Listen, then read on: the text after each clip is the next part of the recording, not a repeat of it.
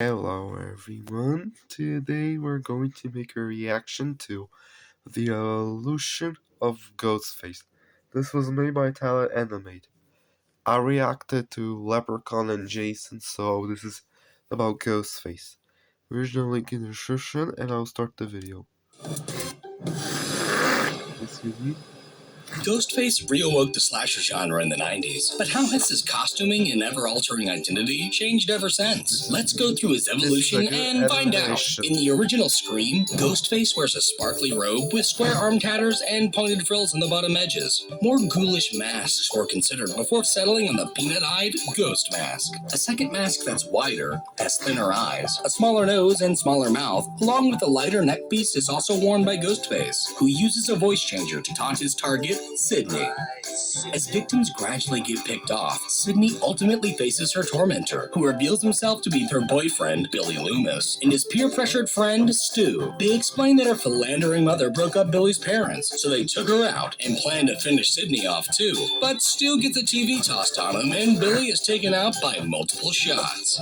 In Scream 2, a copycat appears. He has more circular arm tatters, squared-off rips on the bottom hem, and a more pronounced neckline. His mask has a less curved right eye, a creased mouth, and more pronounced cheeks. He also wears a secondary mask featuring squinty eyes and a larger mouth, and at one point, he changes into civilian clothing in an ancient Greek-style robe. The copycat eliminates Sydney's college classmates and reveals himself to be both her crazy acquaintance Mickey and Billy Loomis's revenge-seeking mother. While Mrs. Loomis decommissions her partner, Sydney is saved by the man once suspected to have slain her mom. Although Mickey rebounds for one last scare, he is promptly taken out for good.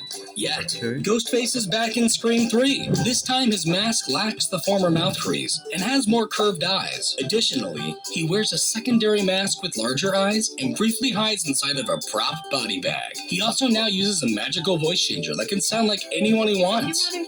He proceeds to execute the cast and crew of Stab 3 and subsequently reveals himself to be the film's director and Sydney's long-lost half-brother, Roman, who apparently also secretly planned the events of Scream 1 along with Billy and Stu. But in the end, this Ghostface is stabbed by his half-sister and finally defeated by a flurry of bullets. In Scream 4, Ghostface appears again. His main mask's eyes are slightly spaced apart. Another secondary mask is used with wider cheeks, smaller eyes, and a smaller nose. After slashing a new generation of victims, this Ghostface turns out to be Sydney's cousin Jill and her boy toy Charlie, both intent on becoming the famous survivors of their attacks. However, Jill betrays Charlie in order to become the sole victim, but she's later defibrillated and then shot down. In the MTV series, Ghostface dons a rain poncho and a mask that's more human-shaped with uneven eyes, discoloration, and golden straps on the edges. He's also now referred to as the Lakewood Slasher. He terrorizes final girl Emma and her friends, and eventually confesses to being her secret half-sister, Piper, who is shot and falls in a lake. Emma's boyfriend, and Piper's secret lover, becomes the new Lakewood Slasher in Season 2, but he gets caught and put in jail before being silenced by a third Lakewood Slasher, never to be revealed. Because in Season 3, the original Ghostface returns. This time the robe is unsparkled, has a floppier hood, loose sleeves, and no open neckline, while his mask is shinier and features a more prevalent jawline. He harasses football-loving Dion before revealing himself to be his half-brother Jamal, who holds a grudge at Dion for stealing their departed brother's identity. But Jamal is soon betrayed by a second Ghostface, their goth friend Beth, who apparently just likes horror movies, and that makes her evil. However, she's pushed through a glass roof and miraculously survives before finally being shot down.